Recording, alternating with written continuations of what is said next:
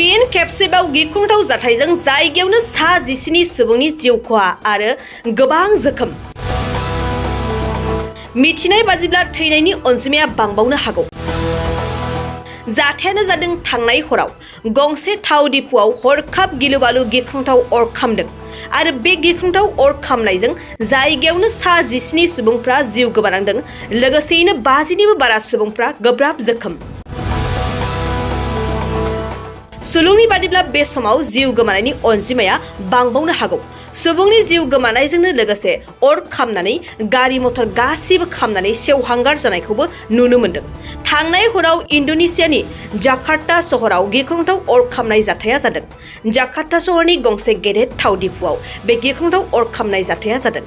जाथाय जानाय लोगो लोगो रैखाथि बिफाननिफ्राय रैखा खालामनो गोख्रों हाबा मावदोंमोनब्लाबो बे समाव सा 17 सुबुंफोरनि जिउ गोमानायखौ हमथाना लाखिनो हायाखिसै। जाथायखौनो लानानै जाकार्तानि सरकारा जिउ गोमानांनाय सुबुंफोरनो खहा सुफुं आरो गोब्राब जोखोम जानाय सुबुंफोरा गाहाम फाहामथायनि सुबिदा होसिगोनखौ फोरमायदों।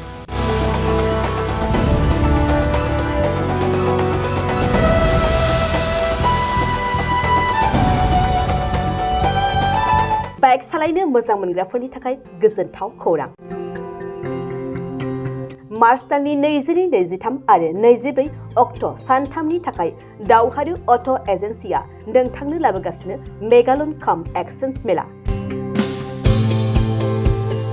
बे मेगालन काम एक्सचेन्ज मेलाखौ क'क्राझार बड'लेण्ड गेस्ट हाउसनि साखाथियावनो खुंफुंगोन।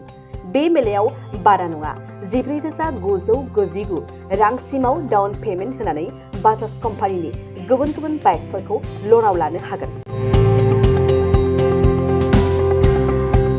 एक्सचेन्ज खालामग्राफोरनि थाखाय एक्सचेन्ज ब'नासबो थागोन। बाइक सालायनायाव हमनो थाखाय बायगिरिया बेसेन लायालासे हेलमेटबो मोनगोन।